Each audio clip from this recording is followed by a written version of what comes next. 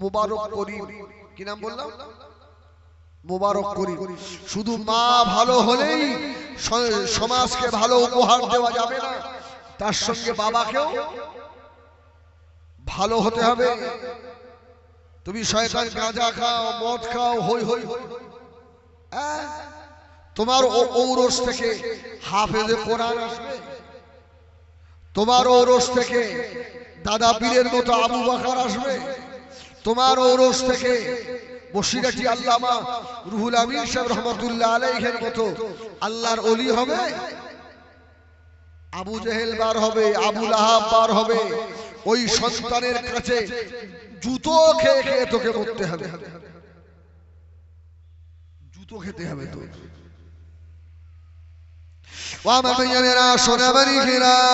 আল্লাহ নবী পৃথিবীর এক নম্বর মুহাদ্দিস বাবা হযরত আব্দুল্লাহ ইবনে মুবারক রাহমাতুল্লাহ আলাইহি, ওনার আব্বার নাম হলো আল্লাহর ওলি হযরত মুবারক করিম রাহমাতুল্লাহ আলাইহি।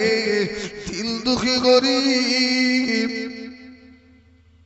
অসংসারে বড় অভাব, আল্লাহর ওলি হযরত মুবারক করিম রাহমাতুল্লাহ আলাইহি হুজুর আমার একজন একটা ফলের বাগানের পাহারাদার ছিলেন। সুবহানাল্লাহ। লোকের বাড়ির দাস গোলাম। এখন উনি যায় ব্যক্তির বাড়িতে বাগানে গোলামি খাটে, তার অনেক কটা বাগান। এই খুব খুব খুব মন দেন, নতুন ওয়াজ আপনাদের উপহার দিচ্ছি। অনেক কটা বাগান, আপেল বাগান, আঙ্গুর বাগান। আর আব্দুল্লাহ ইবনে মুবারক রহমাতুল্লাহ আলাইহির আব্বাকে যে বাগানের পাহারা দিতে দিয়েছে, এটা হলো বেদানার বাগান। জোরে বলুন সুবহানাল্লাহ। বলল বাবা মুবারক করিম, এই বাগানের তুমি পাহারা দাও, এখানে থাকো। ও আমার ভাইয়েরা, সোনামানিকেরা, ও শোষণের যুবকেরা, 1 বছর নয়, 2 বছর নয়, 10 বছর নয়, আল্লাহর ওলি হযরত আব্দুল্লাহ ইবনে মুবারক রাহমাতুল্লাহ আলাইহির আব্বা জান হযরত মুবারক করিম ওই বেদানার বাগানে বাবা 20টা বছর চাকরি করলেন, কিন্তু জীবনে কোনোদিন এই 20 বছরের ভিতরে হযরত মুবারক করিম কোনোদিন ওই বেদানার বাগানের কোন একটা বেদানা আল্লাহর ওলি ছিঁড়ে কোনোদিন খায় না। জোরে বলুন সুবহানাল্লাহ। তাকওয়া কাকে বলে দেখে? শুধু দাড়ি টুপি জুব্বার নাম মুসলমান নয়। আল্লাহু আকবার। ওরাই হলো অরিজিনাল মুসলমান। 20 বছর আনারে ফলে হাত দেয় না। আমাদের মধ্যে অনেকে আছে দেখবেন 5 ওয়াক্ত নামাজি, কিন্তু রাত্রিতে জাল নিয়ে বার হয় না? হয় না? হ্যাঁ, কত মাছ যে চুরি হয় না? হয় না? আল্লাহ। আচ্ছা ওই খেয়ে আল্লাহর ওলি হবে না? আমার ভাইয়েরা, সোনামানিকেরা, 20 বছর পরে ওই বাগানের মালিক বাগানে চলে এলো। বাবা মুবারক করিম, ও বাবা ছেলে, আমি বাগানের মালিক এসেছি বাবা। বাবা মুবারক আমাকে একটা এই বাগানে মিষ্টি ফল আমাকে খাওয়াও। আল্লাহর ওলি হযরত আব্দুল্লাহ ইবনে মুবারকের আব্বা জান হযরত মুবারক করিম রাহমাতুল্লাহ আলাইহি বাগানের একটা ফল পেড়ে নিয়ে আল্লাহর ওলি মুবারক করিম বাগানের মালিককে কেটে দিল। বাগানের মালিক 2-1টা দানা গালে দিয়ে আল্লাহর ওলির দিকে বড় বড় চোখ করে তাকিয়েছে। বাবা মুবারক করিম, ও বাবা ছেলে, তুমি কি জানো না বাবা, এই বাগানের মালিক আমি 20 বছর হয়ে গেল এই বাগানে আসি না, 20 বছর পরে এলাম। বাবা ছেলে রে, একটা ভালো ফল দিলে না বাবা, এই তিতো ফল দিলে আল্লাহর ওলি হযরত মুবারক করিমের দুটো চোখের মোড়া দিয়ে পানির তোষা গড়িয়ে যায়। বাগানের মালিক বলল, বাবা মুবারক করিম, কেন কাঁদো বাবা? ছেলে কি হয়েছে তোমার? হ্যাঁ মুবারক করিম বলেছিলেন, ও আমার মুরিদ, আমি যে গরিব মানুষ, আমি যে গরিব, তবে শুনে রাখেন, এই 20 বছরের ভিতরে এই বাগানের কোন ফলে আমি মুখ দিইনি বাবা। আমি গরিব হলে কি হবে? ইন্না আকরামাকুম ইল্লাল্লাহি আতকাকুম, আমি আল্লাহকে বেশি ভয় করি। আমার ভয় হয় আমার মুনিব তো আমাকে এই বাগানের ফল খেতে বলে না। জোরে বলুন সুবহানাল্লাহ। তাদের ঔরস থেকে ওলি আল্লাহ বার হবে না, আমাদের ঔরস থেকে হবে। 20টা বছর তো বাগানের মালিক বলছে, বাবা মুবারক করি, আমি কি তোমাকে খেতে বাবা নিষেধ করেছিলাম? বলছে হুজুর আপনি তো নিষেধ করেন, তবে খাওয়ার আদেশও দেন। জোরে বলুন সুবহানাল্লাহ। বাগানের মালিকের বুকটা ভরে গেছে। জোরে বলুন সুবহানাল্লাহ। এত ভালো ছেলে, এত ভালো ছেলে হয়। খোকা এই মুবারক করি, বাবা একটা ফল তো খেতে পারতে। বলছে হুজুর আমার নফসের সঙ্গে আমি এত জিহাদ করেছি, এই বাগানের ভালো ভালো ফল যখন অন্যান্য ধনী লোকের মানুষেরা কিনে নিয়ে যায়, আমার সম্মুখে দাঁড়িয়ে ভালো ভালো পাকা পাকা বেদানা ফলগুলো খায় হুজুর, আর ওদের গালের 2 পাশ দিয়ে রস যখন গড়িয়ে পড়ে, আমি তো বাগানের পাহারাদার, আমার কি নফসটা বলে না একটা ফল খাই? এত সুস্বাদু না হলে এরা এমন করে খায়। বাগানের মালিক কাঁদতে লাগলো। ওই সময় মুবারক করিম বলেছিলেন, ও বাবা বাগানের মালিক শোনো বাবা, কেঁদো না বাবা, আমার অনেক সময় মন চাইতো আমি বাগানের ভালো একটা ফল খাবো। ও বাগানের মালিক, এই ফলে আমি যখন হাত দিই আমার মনে হয় দুনিয়া কেউ দেখে না, আমি যেন আমার রব্বুল আলামিন আল্লাহকে দেখতে পাই। জোরে বলুন সুবহানাল্লাহ। বাগানের মালিক অবাক, আমার এই কি ছেলে, আমার কি ছেলে? ওই সময় আল্লাহর ওলি মুবারক করিম বলেছিলেন, ও আমার বাগানের মালিক, রাত্রি শুয়ে শুয়ে ওই ফলের কথা ভাবি, ঘুমিয়ে ঘুমিয়ে স্বপ্ন দেখি বাগানের ভালো ভালো ফলগুলো খাচ্ছি, তবে আমি বাগানের ফলে হাত দিলে আমি আল্লাহ পাককে দেখতে পাই। ও বাগানের মালিক, আবার মাঝে মধ্যে মন চায় ফলটা পেরে খেয়ে ফেলি, আবার আমার মনে হয় আল্লাহ পাক না বলা ফল যদি খায়, আমার জীবনের নামাজ যদি বরবাদ হয়ে যায়, আমার জীবনের রোজা যদি বরবাদ হয়ে যায়, আমার জীবনের হজ যদি বরবাদ হয়ে যায়, আমি মুবারক করি ছোট মানুষ আল্লাহ পাকের জাহান্নামের আযাব আমি সহ্য করতে পারবো না বাবা। ও আমার বাগানের মুরিদ, আমি মুবারক করি জাহান্নামের আযাবের কথা মনে করে এই 20 বছরের ভিতরে কোন ফলে আমি মুক্তি নাই। জোরে বলেন না সুবহানাল্লাহ।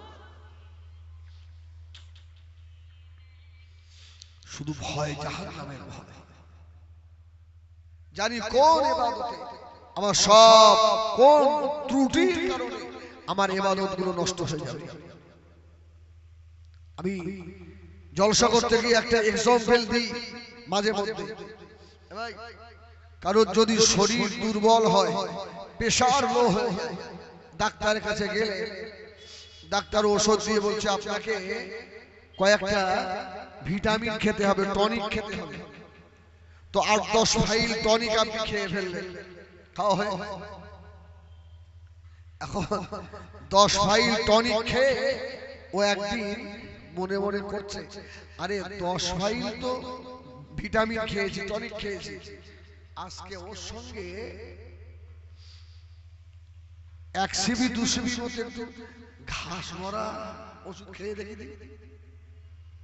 ভালো কাজ হবে না? আরে 10 ফাইল কি খেয়েছে? ও তো ভিটামিন খেয়েছে। আরে 1 সিবি ঘাস মরা এই খেলে আমার আর কি হবে? আর ওই যদি মনে করে ওই 1 সিবি ঘাস মরা খায়, কাজ বেশি হবে না কম হবে?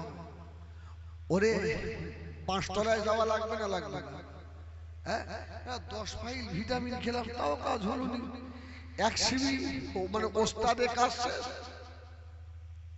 আমার ভাইজানেরা, সোনামানি ঘেরা, অনেকে মনে মনে করে তাহাজ্জুদ করি, জিকির আজকার করি, আল্লাহর দরবারে যায়, নামাজ কাজা করি না। একটা গুনাহ করলে আর কি হবে? একটা গুনাহ করলে আর কি হবে? ও মুসলমানের ছেলেরা, 10 ফাইল টনিক খাওয়ার পরে 1 সিবি ওস্তাদ খেলে যা হবে, সারা জীবনের নামাজ রোজা হজ যাকাত ছোট্ট একটা গুনার কারণে আল্লাহ বরবাদ করে দিতে পারে। ঠিক বললাম না ভুল বললাম? খবরদার, এটা মাথায় রাখবেন। মানে গুনাহ তো করবো না, গুনার পাশেও যাবো না, বলুন না ইনশাআল্লাহ। ছেলেটা বলল, এই জন্য আমি ফল খাই, এই জন্য ফল খাই। বাগানের মালিক খুশি হয়ে গিয়ে বলেছিল, ও বাবা ছেলে, বাবা মুবারক, করিম শুনে রাখো, আমি তোমাকে আল্লাহর রাস্তায় আজাদ করে দিলাম। জোরে বলুন সুবহানাল্লাহ। আর বাগানে চাকরি করতে হবে না, যাও বসে বসে বেতন দেব তোকে, তুই এত ভালো ছেলে। মুবারক করিম রহমাতুল্লাহ আলাইহি খুশি হয়ে বাড়ি চলে গেলেন। বাড়ি, আর এই বাগান মালিক বাড়িতে গিয়ে ওর স্ত্রীকে বলছে, শোনো, আমাদের ওই বেদানা বাগানের যে পাহারাদার ছিল মুবারক করিম, ওই ছেলেটাকে আজকে আজাদ করে দিয়েছি। ওর ব্যবহারে এত খুশি। ওর বিবি বলছে, এবারে তোমার সংসারে বাস করেছে, আর উন্নতি হবে না। ওই ছেলেটা ভালো ছেলে, নেক ছেলে, আল্লাহওয়ালা ছেলে। আপনার যা কিছু হচ্ছে ওই বাগান থেকেই হচ্ছে। জোরে বলুন সুবহানাল্লাহ। আর ওই ছেলেটাকে বাদ দিলেন, যান ওকে আবার ডেকে নিয়ে আসেন, যান। আল্লাহ নবী ওই বাগান মালিক চলে গেল। আল্লাহ নবী হযরত মুবারক করিম রাহমাতুল্লাহ আলাইহির বাড়িতে গিয়ে বললেন, ও ছেলে, বাবা মুবারক করিম রে, এদিকে আয় বাবা, আমাকে ক্ষমা করে দে বাবা, আমি ভুল করেছি বাবা, আমাকে বাড়ি থাকতে দেয় না বাবা ছেলে, তোমাকে আজাদ করে দিয়েছিলাম, হবে না বাবা, হবে না, আবার আমার বাগানের তোমাকে পাহারা দিতে হবে। জোরে বলুন সুবহানাল্লাহ। আল্লাহর ওলি আসবেন না। বাগানের মালিক বলে দিল, বাবা মুবারক করিম রে, যে বাগানে পাহারা দেবে ওই বাগানটা অর্ধেক আমি তোমাকে দিয়ে দিলাম। যারা আল্লাহকে ভয় করে, আল্লাহকে ভয় করে, ইত্তাকিল্লাহ, আল্লাহকে যারা ভয় করে, আল্লাহ পাক ওদের দুনিয়ায়ও পুরস্কার দেবেন, কবরে ওরা শাস্তি পাবে, ময়দানে মাহশারে আল্লাহ ওদের জন্য বড় পুরস্কার রেখেছে। জোরে বলুন সুবহানাল্লাহ। ও ভাইজানেরা, দুনিয়ার কষ্ট কষ্ট নয়, দুনিয়ার কষ্ট কষ্ট নয় বাবা, কবরের কষ্ট বড় কষ্ট, আখিরাত ময়দান হাসরের কষ্ট বড় কষ্ট, জাহান্নামের কষ্ট বড় কষ্ট বাবা। হাতে না ধরে পা দুটো ধরে বলি, এই দুনিয়া আমরা খেলা করতে এসেছি বাবা, এই ঘর বাড়ি সব একদিন ভেঙে যাবে, খালি হাত দিয়ে চলে যেতে হবে বাবা। আপনাদের মনে আছে ছোটবেলায় অনেক সময় আমরা চড়ি ভাত করতাম না সেই নারকেলের মালা দিয়ে, আপনার ওই আপনার কচু গাছ কেটে নিয়ে মাছ করতাম কি, এইসব রান্না হচ্ছে। আবার ওই আপনার ধুলো দিয়ে ঘর তৈরি করতাম না, এই ঘরটা আমার, এই তোরা আমাদের বাড়ি আসবি, হ্যাঁ এসব হতো না হতো। আচ্ছা, আমরা ধুলো দিয়ে ঘর বানিয়েছি, মাছ রান্না করলাম, গোশত রান্না করলাম, আত্মীয় আসবে আমার বাড়ি, এমন তো সময় মা ডেকেছে,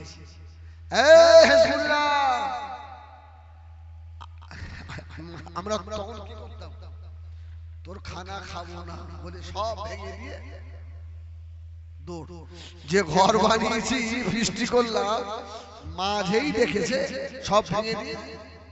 আমার বাবারে, এই পৃথিবীটা এইরকমই, ঘর বাড়ি যা জমি জায়গা গাড়ি বাড়ি যা করেছি, ওই ছোটবেলায় যেমন খেলনার মতো ভেঙে দিয়ে মায়ের ডাকে সাড়া দিয়েছি বাবারে, এইসব সব একদিন ভেঙে যাবে, যেদিন আল্লাহ পাক ডাক দেবে।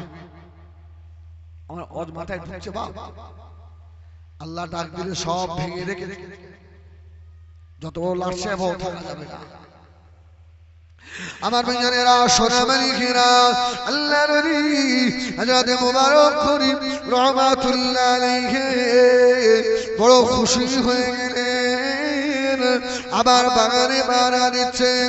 ও আমার বোনেরা বেটিরা, কিছুদিন পরে ওই বাগানের মালিকের সুন্দরী একটা মেয়ে ছিল, ওই মেয়েটা হলো আল্লাহ পাকের আবেদা জাহিরা সালিহা, আল্লাহ পাকের নেক বান্দি। মেয়েটাকে বিয়ে দেবে, ওই মেয়েটার জুড়িয়া মেলে না। বাগান মালিক বলল, আমার বিবি রে, এই ছেলেটাই মেয়েটা জুড়ি বানাতে গেলে আমাদের বাগানের ওই মারাদার মুবারক করিমকে দায়িত্ব দিতে হবে। জোরে বলুন সুবহানাল্লাহ। ওই ছেলেটাই পারে ভালো একটা ছেলে খুঁজে এনে দিতে। জোরে বলুন সুবহানাল্লাহ। তো হুজুরকে ডেকে বলছে, বাবা এই মুবারক করিম এদিকে এসো। তো হুজুর মানে মালিকের সম্মুখে, মুনিবের সম্মুখে মাথাটা হ্যাঁ, বাবা মাথা তোলো, বাবা মুবারক মাথা তোলো। বাবা, আমার একটা মেয়ে আছে, মেয়েটা নামাজি, পরহেজগার, পর্দানশী, এই মেয়েটাকে বিয়ে দেবো বাবা, বয়স হয়ে গেছে, এই মেয়েটার একটা জুড়ি ছেলে মিলিয়ে দিতে পারো? সুবহানাল্লাহ বলে। কিন্তু আল্লাহ যে ঠিক করে রেখেছে কি, এই বিয়ে শাদী কপালের ব্যাপার না, ব্যাপার নয়,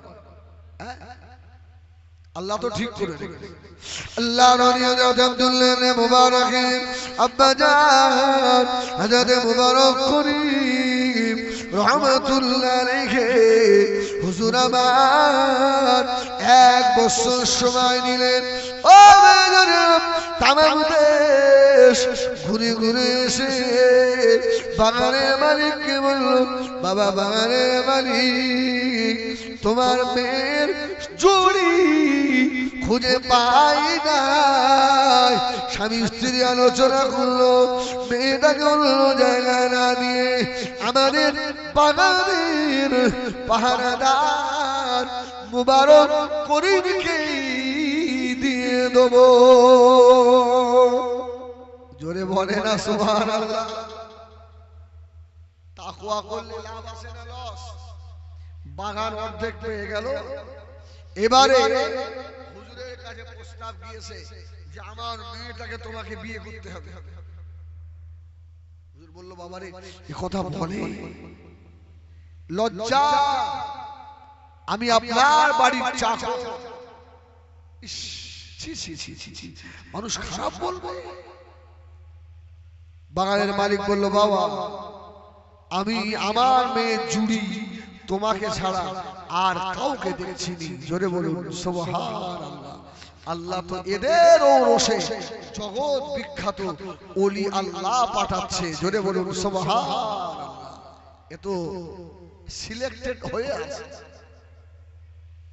হুজুর বলল, আমি বিয়ে করব না। বাবা তোমাকেই করতে হবে, তোমাকেই করা। আমার ভাইয়েরা শোনে মালিকেরা, আল্লাহ নবী হযরত আব্দুল্লাহ ইবনে মুবারক রাহমাতুল্লাহ আলাইহি আব্বা জান হযরত মুবারক করিম রাহমাতুল্লাহ আলাইহির সঙ্গে মেয়েটার শাদী শুরু হয়ে গেল।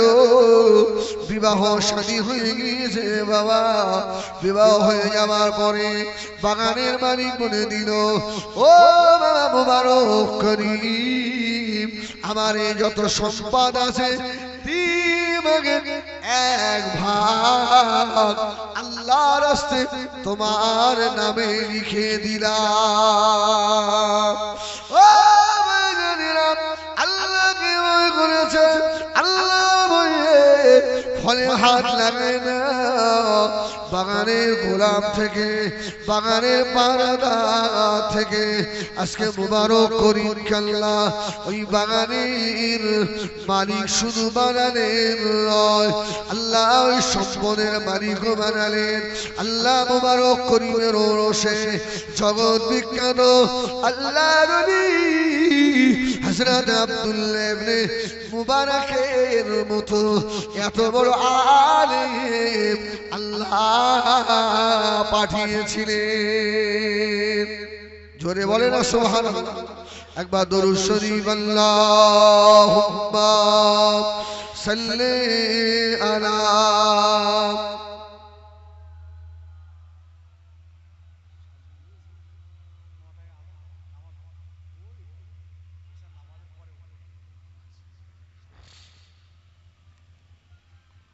खूब मोहब्बत अल्लाहुम्मा सल्ले अला। जोरे जोरे पढ़े।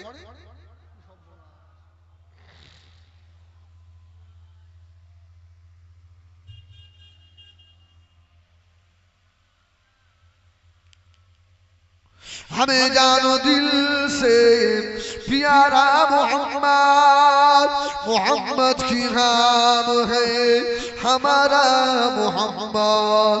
जो आंखों में आए तू कब तक रहेगा, ये पर्दा हमारा तुम्हारा मोहम्मद। अल्लाहुम्मा सल्ले अला सय्यिदिना।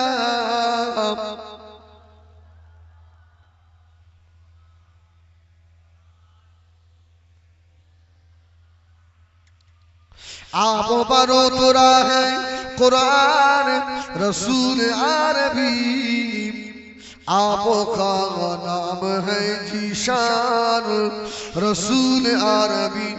आपकी कदमों में दो जान रसूल अरबी,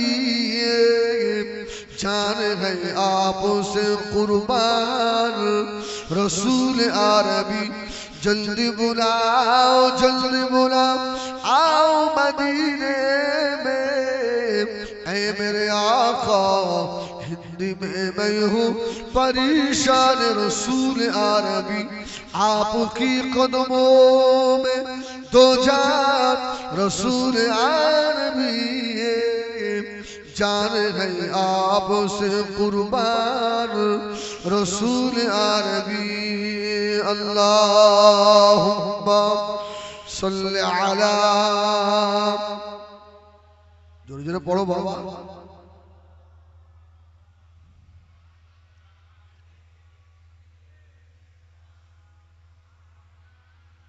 আমার জিন্দার ইমানদার ভাইরা যে কথা বলতে গিয়ে এত দূর চলে এলাম কি বলছিলাম বলেন আপনার স্মরণ আছে কি দেখি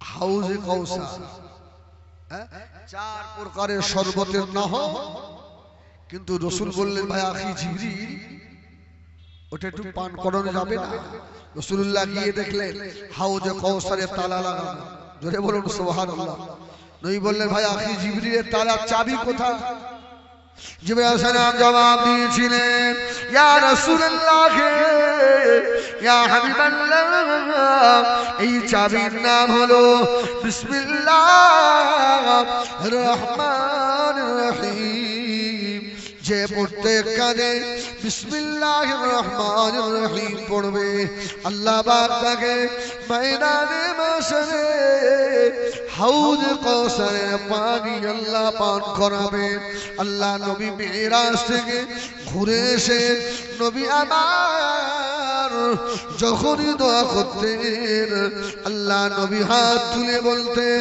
আল্লাহুম্মা আকুলু বিসমিল্লাহির রহমানির রহিম ফারসুকুনা লিহাযাল নাঈম আল্লাহ পাক আমি কোন কাজে আমি রাসূলুল্লাহ বিসমিল্লাহ বাদ দিন আল্লাহ ওই নিয়ামত থেকে যেন আমাকে বঞ্চিত কইরেন না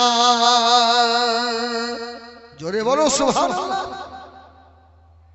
এবারে আসে দানিয়েল আলাইহিস সালামের সেই লাশ ঠিক আছে না সুন্দুকের ভিতরে চাবি কোথায় তো ওমর ফারুক বললেন এই বিসমিল্লাহির রহমানির রহিম বলে হাত দাও যেই হাত দিয়েছে খট করে তালা খুলে গেছে জোরে বলুন সুবহানাল্লাহ কেন নবী আশা করেছে যে আল্লাহ আমার লাশ যেন আখিরি নবীর উম্মতদের হাতে দাফন হয় সুবহানাল্লাহ বলবেন না আমাদের হাতের মাটি চায় অন্য নবীরা একটা হাদিস মনে পড়ে গেল ভাই কোন মানুষ যখন মারা যায় আমরা যখন মাটি দিতে যাই মিনহা খলাকনাকুম বলে অনেক ভদ্রলোক আছে দেখবেন হাতে ধুলো লেগে যাবে বলে কি করে ওই আপনার তিনটে ছোট ছোট ঢিল দিয়ে চলে এলো এটা ভালো নয় আল্লাহ নবী বলেছেন সাবিরা ওয়া মাসাবিরা আমি রাসূলুল্লাহ বলে দিলাম যদি কোন মানুষ কাউকে যদি মাটি দেয় মিনহা খলাকনাকুম ওয়া ফিহা নুঈদুকুম ওয়া মিনহা নুখরিজুকুম তারাতান উখরা এই বলে যদি মাটি দেয় আল্লাহ নবী বললেন সাবিরা তোমরা হাত ধরে বলে মাটি দেবে কেন না ময়দানে মাশরে যদি তোমাদের নেকির পাল্লা হালকা হয়ে যায় যে মাটিগুলো কবরে দিয়েছিলেন ওই মাটিগুলো নিয়ে আল্লাহ পাক আমার আপনার নেকির পাল্লায় চাপিয়ে দেবে সুবহানাল্লাহ এজন্য মাইয়িতকে যখন মাটি দেবে হাতে মাটি যত বেশি ওঠে মিনহা খলাকনাকুম বেশি বেশি আল্লাহু আকবার তো যেই সুন্দুক খুলেছে ওর ভিতর থেকে মেশকার আপনার কস্তুরীর সুগন্ধ আসছে জোরে বলুন সুবহানাল্লাহ দানিয়েল আলাইহিস সালামের লাশ উমর রাদিয়াল্লাহু তাআলা হযরত আবু মুসা আশআরী রাদিয়াল্লাহু তাআলা ইনারা সাহাবা کرامরা মিলে কবর দিয়েছিলেন দাফন করেছিলেন জোরে বলুন সুবহানাল্লাহ আমার ভাইরা আমি বিদায় নেব আপনাদের কাছ থেকে তবে আপনাদের এই সংস্করদাহ গ্রামে আমি আজকে নূতন কি মানুষ আশপাশে এসেছি অনেক বাড়ি, এসব এলাকা সব ঘোরা হয়ে গেছে। তো এই গ্রামে নতুন আল্লাহ পাক নিয়ে এলেন, যা অল্প কিছু দিনের খেদমত করলাম, এটা আপনারা খুশি না বেজা? আচ্ছা আপনাদের কি মনে হয় আমি কি বাজে কথা বললাম একটা? আল্লাহ মাফ করেন না। তো আমি আপনাদের হাতে না ধরে পায়ে ধরে বলবো, আল্লাহর রাস্তায় নামাজি হবেন। আর বিশেষ করে এটা সব জায়গায় আমি কম বেশি বলি, আপনাদের মসজিদের ইমাম আমাদের থেকেও বেশি সম্মান করবেন ওকে। একটা ইমামের দরজা আল্লাহর দরবারে অনেক বেশি। আমাম এটা আরবি শব্দ, আমামুন মানে পাগড়ি, আর এই আমামুন থেকে ইমাম। জোরে বলুন সুবহানাল্লাহ। এজন্য আল্লাহ হযরত হুজুর কে বিরকাল রাহমাতুল্লাহ বলতো, বাবা দুনিয়ার সব থেকে যদি শক্ত জায়গা থাকে ওই ইমাম সাহেব যে দুহাত জায়গায় দাঁড়িয়ে নামাজ পড়ায়, এর মতো শক্ত জায়গা আর নেই। অনেক মুসল্লি আছে দেখবেন ইমাম সাহেবের এক মিনিট দেরি হয়ে গেলে অনেক বাজে বাজে মন্তব্য করে, আছে না নাই? ছি ছি ছি ছি, না একদম। এও তো রক্ত মাংসের মানুষ। মসজিদের ইমাম যদি এক মিনিট দেরি হয়ে যায়, এই যদি আপনার ছেলে হতো আপনি ওকে উল্টো পাল্টা বলতে পারতেন? কয়েকটা জায়গায় দেখবেন আমাদের ধৈর্য থাকে না, আমরা হুড়াহুড়ি করি। এক নম্বর হলো মসজিদে, দ্বিতীয় নম্বর হলো ডাক্তারখানা, ঠিক কিনা বলে? ডাক্তারখানায়, তৃতীয় নম্বর হলো মাইয়েত হয়ে গেলে মাটি দিচ্ছে, আছে না? আমার ভাইরা, এই জন্য মসজিদের ইমামের সম্মান দেবেন। ইমাম গ্রামের নেতা, ইমামের কথা নেবেন। ওই ইমামের যে ইমাম আল্লাহ এবং আল্লাহর রাসূলের হুকুম মোতাবেক চলে, ঠিক কি না? আর যে ইমামের ভিতরে সুন্নাত থাকবে না, যে ইমামের ভিতরে শরীয়তের খেলাফ পাবেন, এর পেছনে নামাজ পড়বেন না, একে হটিয়ে দেবেন। যে ইমামের মতো ইমাম, তাকে যোগ্য সম্মান দিতে হবে না, হবে না? এটা মাথায় রাখবেন। আর আমি আর একটা কথা বার্তা দিতে যাই বাংলার মানুষকে, এত ইউটিউব হচ্ছে, আমার মনে হয় মসজিদের ইমাম সাহেবগুলো যদি এই মুসল্লিদের জন্য বদদোয়া করে, একটা মুসল্লিও মনে হয় জান্নাতের খুশবু পাবে না। বিশেষ করে যারা মসজিদ কমিটি, আমি ওদেরকে বলি, একটা ইমামে আমরা দিনে 200 টাকা বেতন দিই, 300 টাকা বেতন দিই। ওই ইমাম সাহেব সেক্রেটারি, ওই ইমাম সাহেব যদি তোমার ছেলে হতো, একটা রাজমিস্ত্রি জোগাড়ে তার 450 টাকা রোজ, তাহলে একটা ইমাম রাজমিস্ত্রিকে জোগাড়ে তার থেকেও খারাপ। যার পিছনে আপনি ইক্তেদা করে নামাজ পড়েন, আমার ভাইরা হাতে না ধরে পায়ে ধরে বলবো, অন্তত ইমামের 400 টাকা বেতন দেওয়ার চেষ্টা করবেন সারা গ্রামবাসী মিলে। আল্লাহ আমাদেরকে হেদায়েত নসিব করেন। আমি এখানে শেষ করব। তো আপনাদের কাছে একটু দোয়া করব। বাপ আপনারা আমার জন্য দোয়া করবেন তো? দোয়া করবেন না? আমি আপনাদের জন্য দোয়া করি, আপনারা আমার জন্য দোয়া করেন। আল্লাহুম্মা আমিন। আল্লাহ কলমা শরীফ, দুরূদ শরীফ, কোরআন শরীফ। আমাদের ইমাম সাহেব কিছু আলোচনা রেখেছে, আল্লাহ আমি গুনাহগার যা কিছু বলেছি, আল্লাহ বলা কওয়া বলার মধ্যে ত্রুটি হয়ে গেলে আল্লাহ আপনি ক্ষমা করে দেন। আল্লাহ আল্লাহ আমরা যারা হাত দুটো তুলেছি, আমরা গুনাহগার, খাতাকার, গুনার পাহাড় আমাদের মাথায়। আল্লাহ আল্লাহ আমরা নির্লজ্জের মতো হাত তুলেছি। আল্লাহ আমাদের বিগত জীবনের গুনাহ ক্ষমা রহমত করে সামনের সমস্ত সওয়াব আখায়ে নামদার মুবাখরে মওজুদাত সাইয়্যিদুল মুরসালিন রাহমাতাল লিল আলামিনের দরবারে সবটুকু পৌঁছে দেন।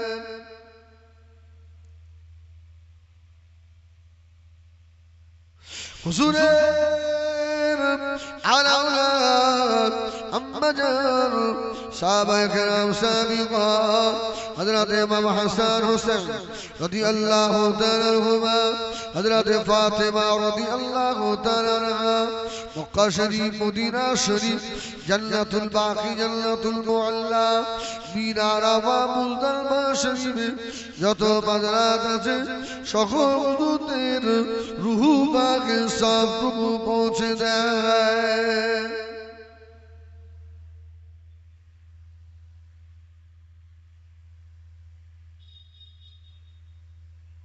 4 তারিখের পীর চাচনে বাবা ফুরফুরা শরীফ মুজাদ্দিদ জামাল হযরত দাদা পীর কিবলা রাহমাতুল্লাহ আলাইহি আল্লাহ বড় হুজুর মিজলা হুজুর শাহ হুজুর দোয়া হুজুর ছোট হুজুর আল্লাহ আমার পীর ও মুর্শিদ আল্লামা কালিমুল্লাহ হুজুর রাহমাতুল্লাহ আলাইহি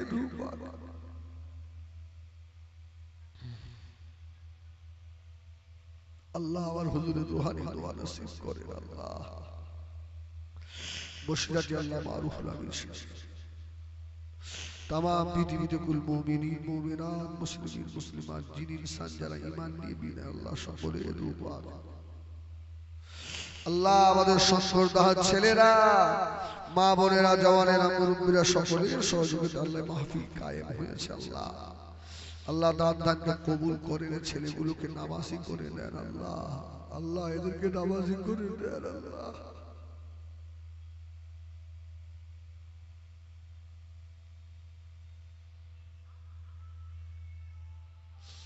আল্লাহ আল্লাহ যাকে মওতের আগে দিদারে কাবা দিদারে মদিনা যাবার মতো তৌফিক দেবে আপনার হাবিবের দিদার নসিব করে দেবেন আল্লাহ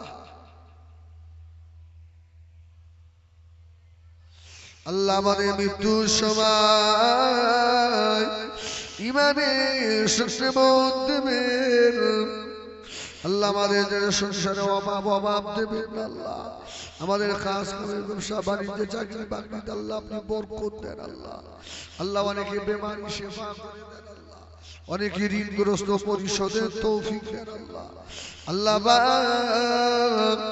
কে কি নিয়ে হাত তুলেছে জানি না আমাদের সকলের মনে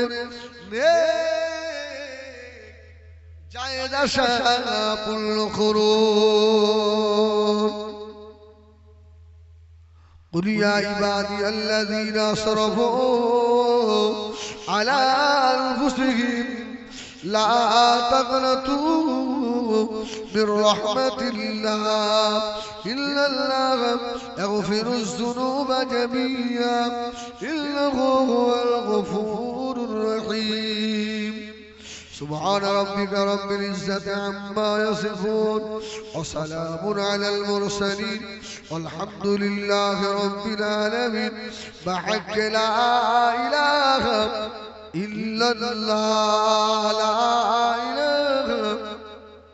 لا إله إلا الله محمد رسول الله আসসালামু আলাইকুম ওয়া রাহমাতুল্লাহ এখন আযান হবে এখানে জামাত হবে আমার ভাই বললেন সকলে নামাজের পরে আমাদের লেকচারার অ্যাসোসিয়েশন অফ বেঙ্গলে আমরা একটা সংগঠন করি এই সংগঠনের সেক্রেটারি হচ্ছে জনাব মাওলানা সাদ্দাম হোসেন সাহেব বলছেন না আমাদের Saddam Hossain lecturer association of বেঙ্গলের সেক্রেটারি সাহেব উনি আপনাদের সম্মুখে আলোচনা রাখবেন বাবা সবে নামাজ পড়ে সব সময় বসে যাবে আসসালামু আলাইকুম